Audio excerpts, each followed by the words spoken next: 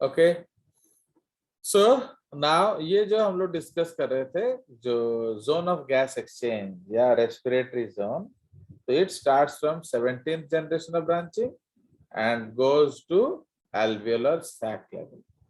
Okay, so its volume varies from 350 ml at rest, okay, to more than 5 liters during activity.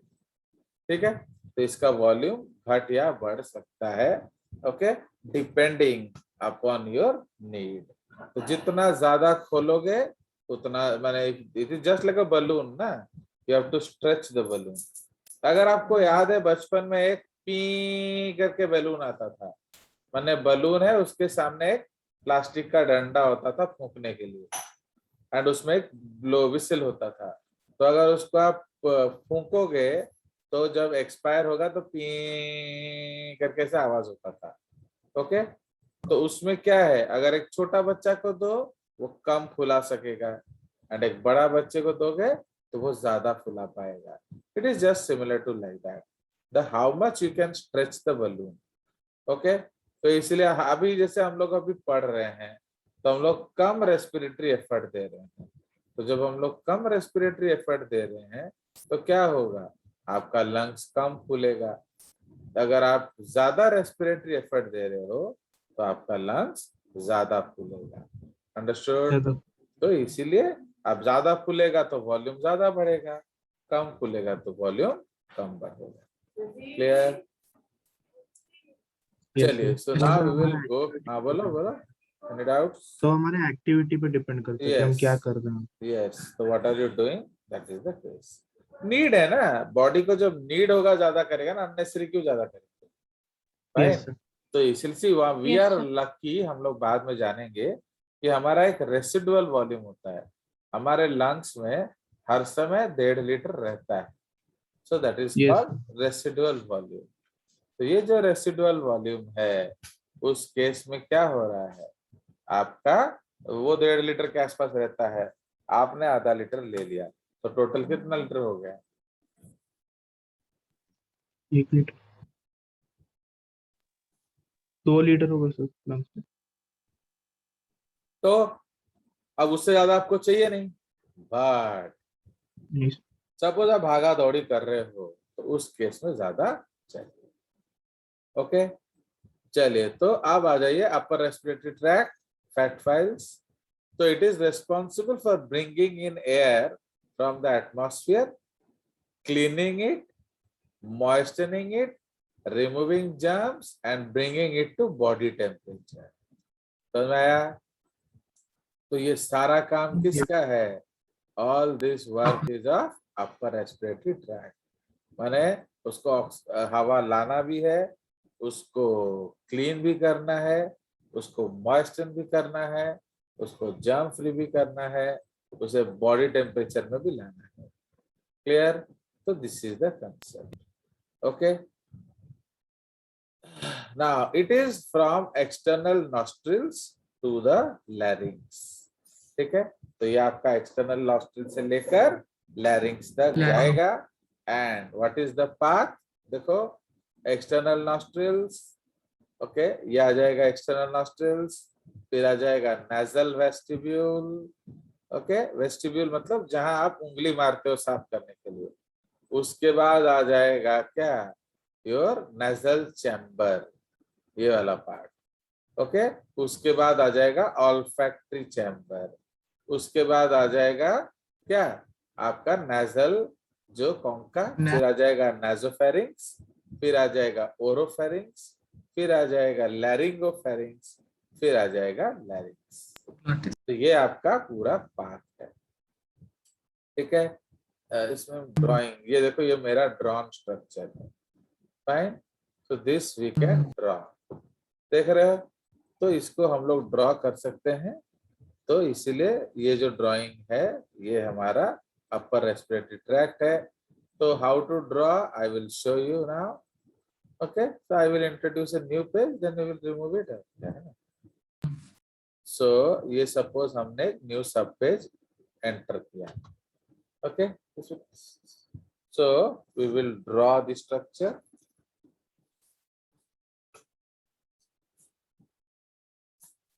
Because एक बार मैं drawing करूंगा तो आप लोग को भी पता चल जाएगा कि ड्राइंग किया जा सकता है। क्लियर? तो इसीलिए अब हम Yes. लोग उसको ड्रॉ करेंगे। सो हर समय ड्रॉ करते समय सोचना हम क्या बना रहे हैं। ये हम बना रहे हैं नोज, फिर अपर लिप्स, लोअर लिप्स, चिन, नेक।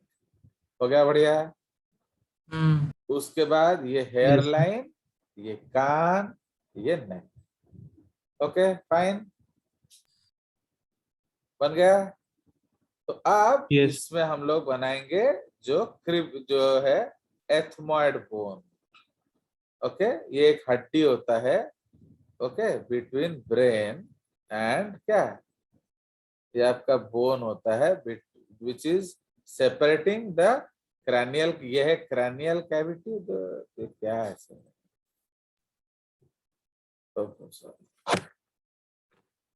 डिस्टर्ब हो रहा है। ये है आपका क्रैनियल कैविटी।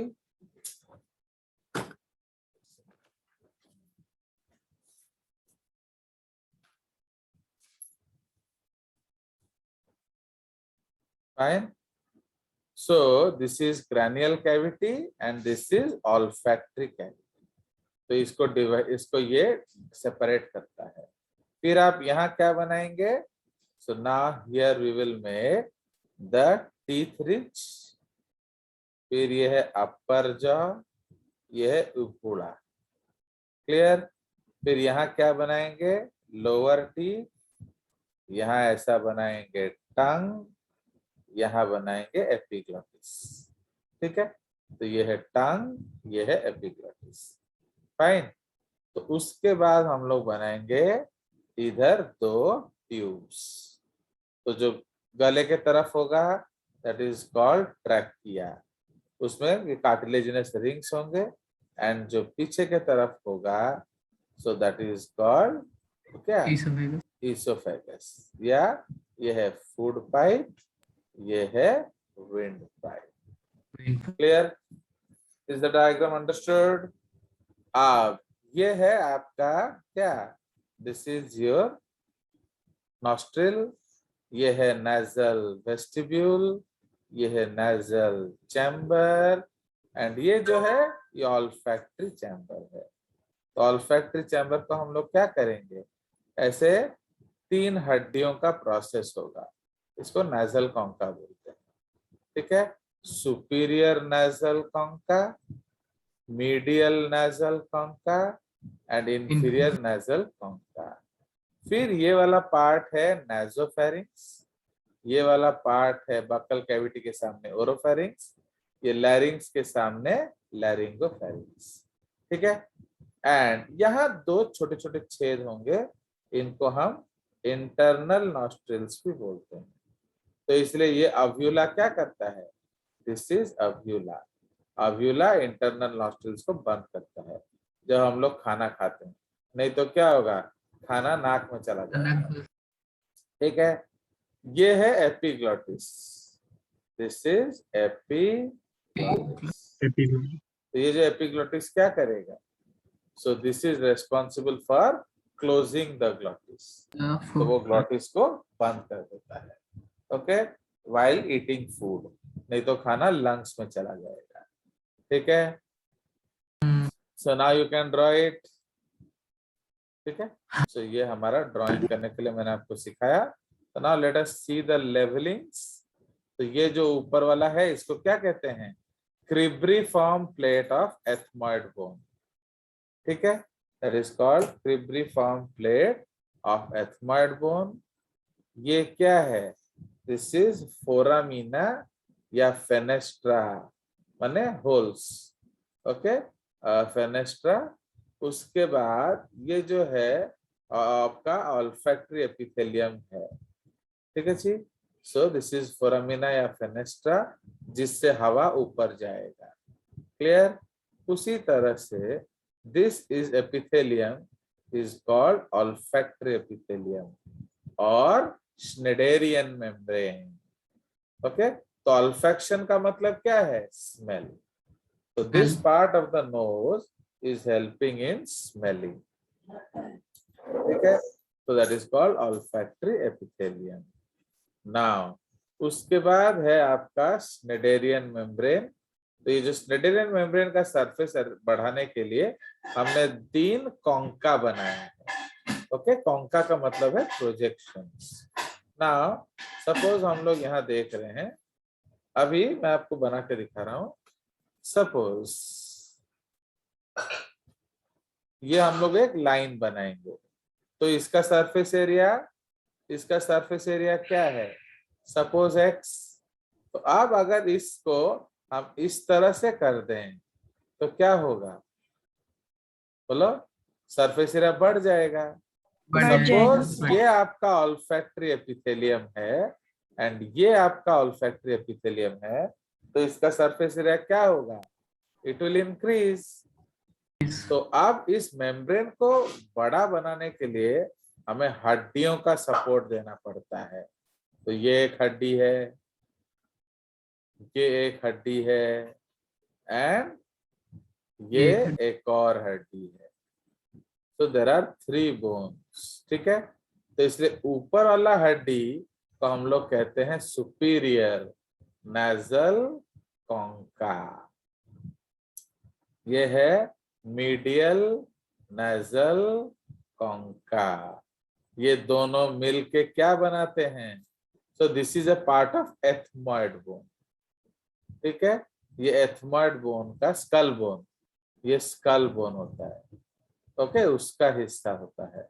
बट ये मैंने रेड में अलग क्यों बनाया, इंफीरियर नेजल कॉन्का, ये आपका इंडिपेंडेंट फेशियल बोन है।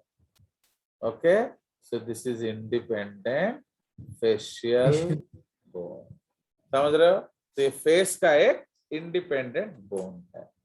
अंडरस्टूड? Yes yes sir. हाँ, ओके, चलिए। तो ये आपका इंडिपेंडेंट फेशियल बोन है। तो इसीलिए ये तीनों जो बोनी सपोर्ट है उससे आपका ऑल्फैक्टरी एपिथेलियम का सरफेस एरिया बढ़ गया। तो ये लेफ्ट साइड में भी होगा, राइट साइड में भी होगा। ओके, चलिए। तो रेस्पिरेटरी एपिथेलियम को स्नेडेरियन मेम्ब्रेन बोलते हैं। तो ये जो ऑल्फैक्टरी एपिथेलियम, ये हम लोग नोज में पढ़ेंगे, in which part, that is called your nervous system, sense organ, वहां पढ़ेंगे। तो अब सुपीरियर, मीडियल, इंफीरियर समझ में आ गया। तो इंफीरियर को अलग कलर कर देते हैं। चलिए, तो अब ये देखिए, ये नॉस्ट्रल्स हो गया, फिर नजल वेस्टिब्यूल, फिर नजल चैम्बर, फिर नजल साइनसेस, फिर ये ऑल्फैक्टरी चैम्बर आ गया। Okay, this is olfactory chamber. तो इधर हम लोग ऐसे लिख भी सकते हैं, ऑल्फैक्टरी चैम्बर, ठीक है। So here also you can write olfactory chamber। तो उसका मेन कंसर्न क्या है, स्मेल, फाइन। तापरे ये जो पार्ट है, सो दैट इज कॉल्ड नासोफैरिंक्स। लिखा नहीं है हम लोगों ने, क्यों, तो मैं इधर लिख देता हूं। तो ये है ओरोफैरिंक्स, fine. So this part is oropharynx। इसको कहाँ लिखें, इधर लिख के ले आएंगे, nasopharynx। Okay, so this part is nasopharynx, clear. ये वाला पार्ट आपका nasopharynx है, ये वाला पार्ट आपका oropharynx है, एंड बिल्कुल ये वाला पार्ट जो है laryngopharynx होता है। So what is pharynx? It is a common passage for food and air, ठीक है। ये फूड एंड एयर के लिए कॉमन पैसेज होता है। उसके बाद ये आपके 3 ट्यूब्स हैं, तो एक्चुअली हमें इस ट्यूब्स को ऐसे बनाना पड़ेगा। तो जो ट्रैकिया है उसमें सी शेप कार्टिलेजिनस रिंग्स लगाना पड़ेगा, fine. So this is the cartilaginous rings, okay. ये somehow मिट गया है, ये लिखा है, लेवलिंग तो किया है बट बनाया नहीं है। तो this is C shape cartilaginous rings, ठीक है, तो ये जो सी शेप कार्टिलेज आप फील कर सकते हो, अगर इसको पकड़ोगे तो you can feel it also, you can feel the cartilage. ये सब सॉफ्टवेयर में ना काम करना इतना आसान नहीं। चलो, तो सी शेप कार्टिलेजिनस रिंग्स है। नाउ ये जो सी शेप कार्टिलेजिनस रिंग्स ये क्या करते हैं, ये ट्रैकिया को ऑलवेज ओपन रखते हैं, ठीक है, प्रोटेक्ट भी करते हैं बट इसको खुला रखते हैं। अगर ट्रैकिया खुला नहीं रहेगा तो हवा घुसेगा कैसे?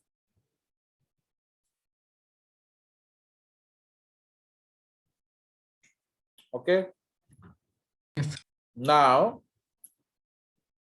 एपिग्लॉटिस क्या करता है, it closes the glottis while swallowing. What is glottis? This is the opening of trachea. Okay, and what is gullet? This is the opening of food pipe. Opening of esophagus. Yes, तो वो food pipe है, तो इसको हम यहाँ लिख भी सकते हैं, इधर लिखा नहीं है, चलो जगह भी नहीं है ना। चलिए, तो ये आपका इसोफेगस है, तो इसोफेगस को ओपनिंग को हम लोग क्या बोलेंगे, गलेट, एंड विंड पाइप के ओपनिंग को बोलेंगे ग्लॉटिस। ये देख रहे हो, ये आपका अपर हार्ड पैलेट है, पीछे अपर सॉफ्ट पैलेट होता है, फिर ये है अव्यूला। तो अव्यूला क्या करता है, it closes the internal nostrils, ठीक है, ड्यूरिंग swallowing, राइट। तो ये उसका सब इंपॉर्टेंस है। चलिए, तो ये देखिए, ये इसका डायग्राम है। सो द पढ़ो इसको, सौरदीप क्या लिखा है। Yes, sir. The entry and exit point of air in and from the nose is the body is the nose. The external nostrils are also known as the gates, entry as well as exit.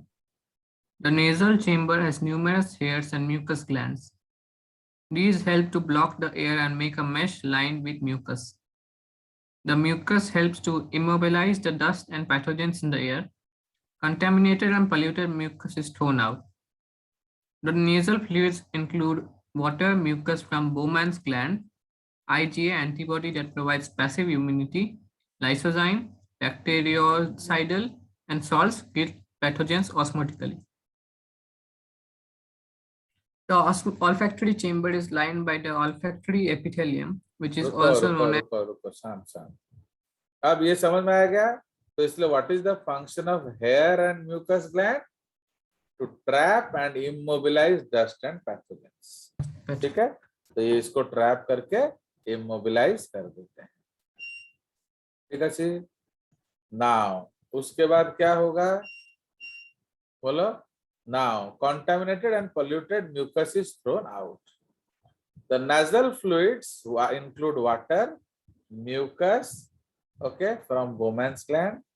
तापर IgA क्या है, antibody that provides passive immunity, and lysozyme. तो ये सब क्या करेंगे, ये bacteriocidal है, बैक्टीरिया को मारेंगे। एंड सॉल्ट्स भी पैथोजन को ऑस्मोटिकली मारता है। सॉल्ट्स अगर होगा तो क्या होगा, तो वो पानी उसमें क्या करेगा, बोलो, it will suck all the water out of the bacteria. तो इससे ये काम किसका है, नाजल चैम्बर का। तो उसका काम है सॉफ्टन करना, मॉइस्टन करना, जर्म फ्री करना, एंड बॉडी टेम्परेचर को लाना। ओके, इवन उसमें काफी सारा ब्लड वेसल्स होता है, तो जो उसको वार्म करने में भी मदद करता है। क्लियर। चलिए, अब आ जाइए, पढ़िए ऑल्फैक्टरी चैम्बर पढ़िए। The olfactory chamber is lined by the olfactory epithelium, which is also known as Schneiderian membrane. It is rich in olfactory receptors, supporting cells, and Bowman's glands. Even the smell areas in brain of humans is highly compromised. Main reasons behind these changes in evolution was the development of a large cerebrum. It made humans mentally stronger, so they are not afraid of coming close to enemies. हाँ, Other sense. Actually smell का क्या जरूरत था, कि enemies को दूर से सूंघ लेना। Okay,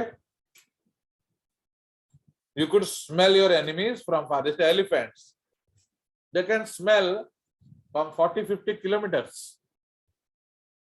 Okay, जो डियर्स है वो लोग भी क्या है, वो लायन या टाइगर को स्मेल कर लेते हैं. इसलिए what is the plan of action of lion, वो हर समय ऐसे डायरेक्शन से अटैक करेगा जैसे उसका बॉडी स्मेल डियर के तरफ जाएगा ना डियर से दूर जाएगा. डियर से दूर जाएगा, समझ हवा आ से. गया. तो इसीलिए ये बात है. पर हम लोग ऑलरेडी मेंटली स्ट्रॉन्गर हैं. We have created guns, we have created swords, we have created spears. तो इसलिए हम डरते नहीं है, पास आएगा तो मार देंगे, है कि नहीं? And so on. Continue. Other sensations also developed in humans, contributing to the ignorance of smell.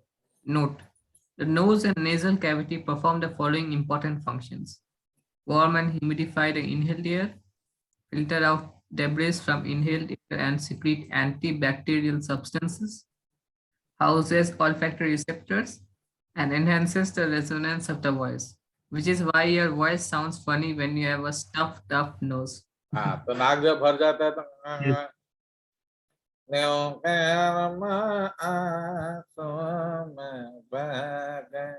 ऐसा नहीं होता है, उसको नेजलाइज वॉइस बोला जाता है, नाक से गाना.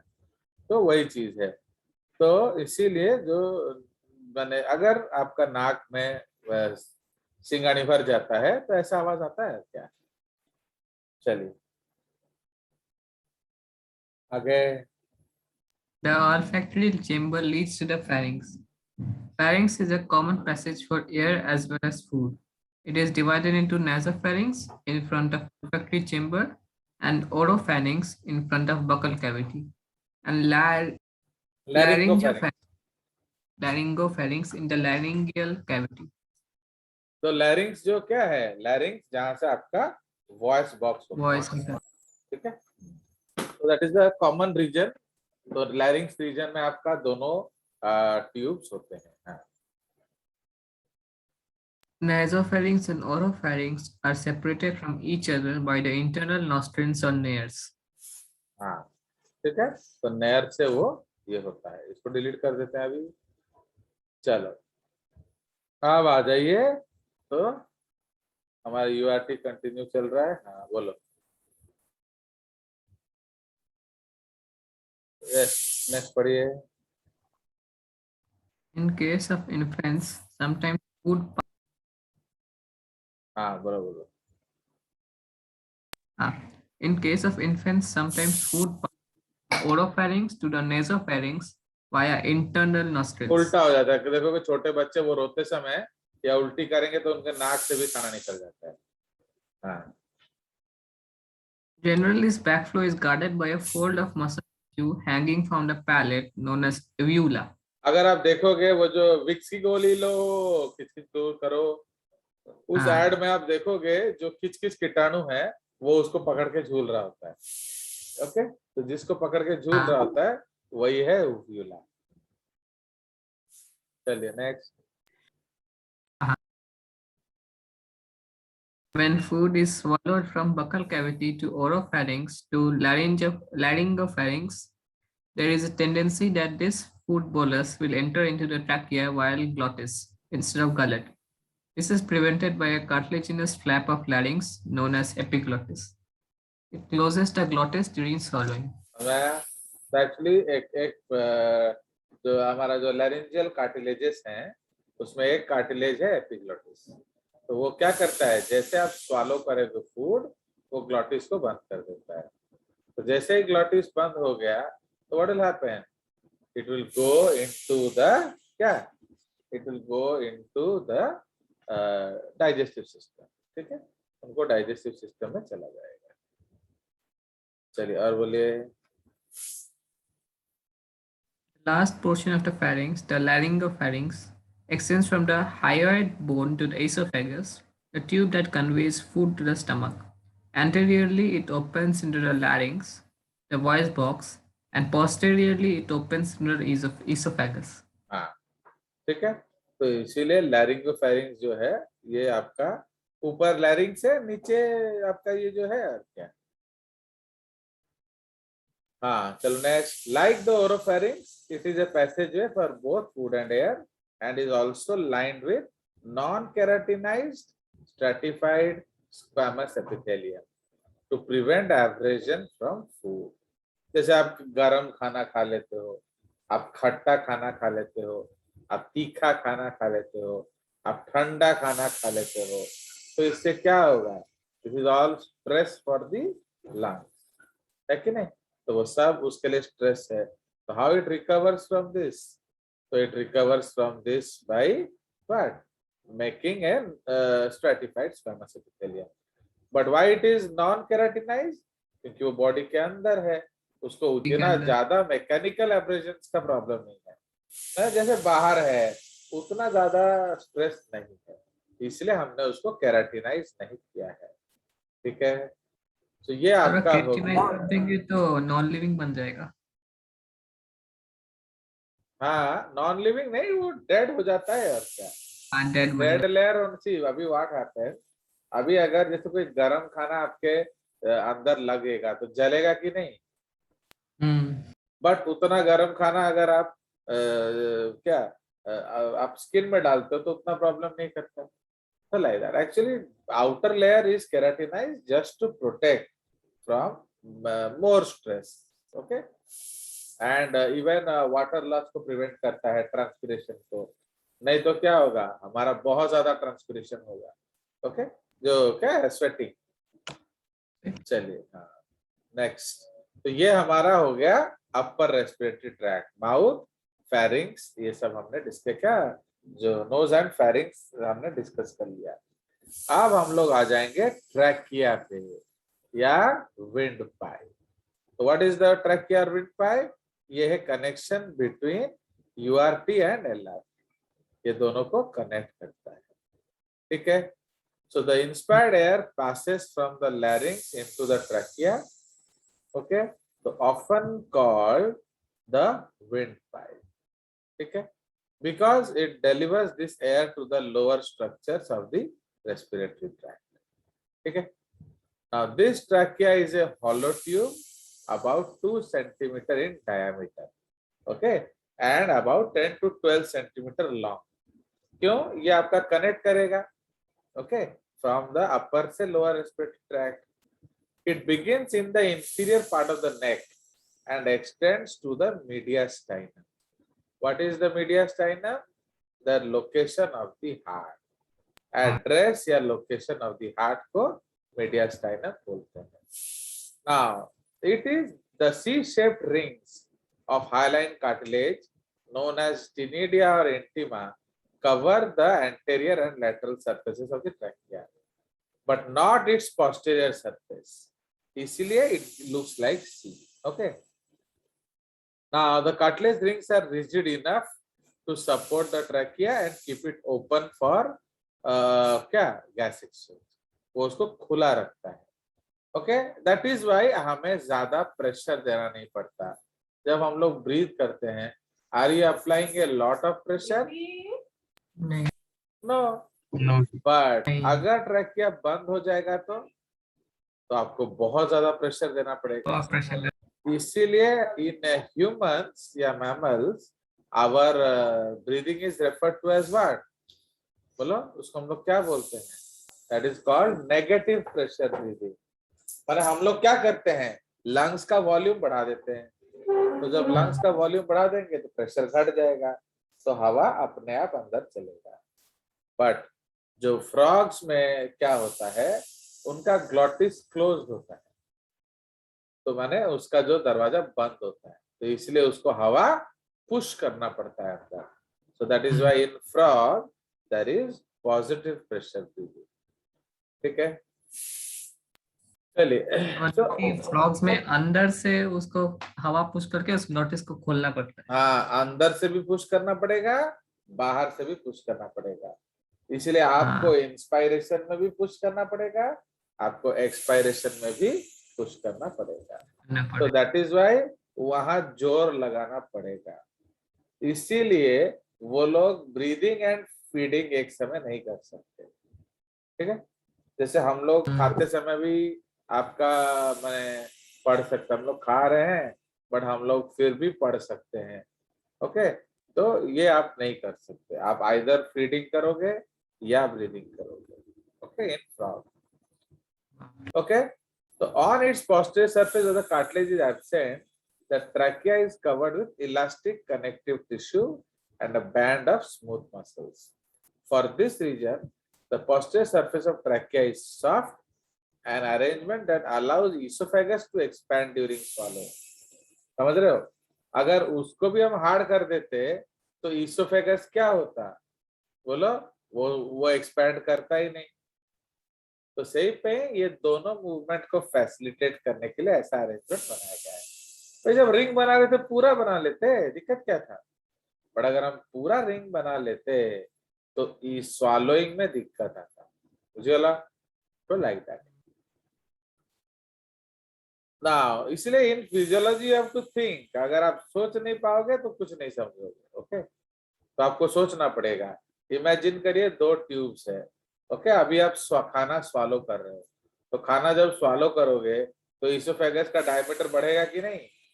आप बढ़ेगा। तो अगर बढ़ेगा तो कहाँ जाएगा, वहां तो जगह नहीं है, पीछे वर्टिब्रल कॉलम है, आगे ट्रैकिया है, तो हाउ इट विल इंक्रीज। इसीलिए उसका जो कॉमन वाल है वहां हमने कार्टिलेज नहीं रखा है। तो जब वो खुलता है तो even a lot of oesophagus is entering in towards the tracheal volume, समझ रहे हैं ना, वो ट्रैकिया के अंदर भी आता है, फिर खाना नीचे चला जाता है। इसलिए हमने वहां सॉफ्ट रखा हुआ है। अगर वो भी हार्ड कर देते तो आगे से हार्ड ट्रैकिया, पीछे से हार्ड वर्टिब्रल कॉलम, तो how the food will be swallowed, okay. चलिए, अब सब कुछ पूरा पीस कर खाना पड़ता है। हाँ ऑब्वियसली। चलिए, सो लाइक दैट। तो उसके बाद अरे नहीं, अगर आप पानी भी पी रहे हो तो पानी भी पीते हो तो फूड स्वालो होता है ना, तो अगर आप पानी पी रहे हो तो उसको भी तो स्वालो करना पड़ेगा। चलिए, सो व्हेन यू स्वालो, ये एक बहुत इंपॉर्टेंट पॉइंट है हमारा, इसको हम लोग एक कलर कर देने से होगा। When you swallow a very large mouthful of food without adequately chewing it first, the esophagus expands into the trachea, causing a temporary feeling of discomfort until the food has passed through. मैंने अगर कुछ ज्यादा ही बड़ा निकल गए तो थोड़ा तो दर्द होगा कि नहीं, so like that. Yes, sir. क्योंकि ये आपका फुल मैंने वी कैन एक्सटेंड, बट कितना एक्सटेंड करेंगे। अगर आपका पूरा ट्रैकियल ओपनिंग क्लोज हो रहा है तो सांस लेने में भी दिक्कत आएगा, ओके। इसीलिए तो कभी कभी ये चोकिंग होके मर भी जाता है आदमी, ओके। अगर कुछ ज्यादा बड़ा निकल गए तो वो क्या होगा, फिर असुविधा भी होगा। इसलिए don't be greedy while eating. So the last tracheal cartilage is called carina, okay. So the carina is different in appearance from the other rings, forming a hook of cartilage that curves down and back. From the anterior view, it forms a partial rings that surrounds the first branches of the bronchial tree. The mucosa of the carina contains a sensory receptor that trigger a violent cough if any foreign material comes into contact. समझ में आया? तो इसीलिए अगर कुछ टेढ़ा मेढ़ा घुसा तो खांसी आता है, ओके। तो ये देखिए, ये उसका डायग्राम है, देख रहे हो। So this diagram is courtesy NCERT और जेसीईआरटी? जेसीईआरटी। फिर तो अगर आप लोग इंटरेक्टिव नहीं हो गए तो ये तो नहीं मिलेगा ना। तो आप सोच लो आपको क्या करना है। चलिए, तो इसीलिए ये जो है इसोफेगस, तो आपका ये इसोफेगस है एंड ये आपका ट्रैकिया है। तो this blue one is what, this is the C shaped ring, okay. तो ये आपका ग्लॉटिस है, तो दिस इज द ग्लॉटिस।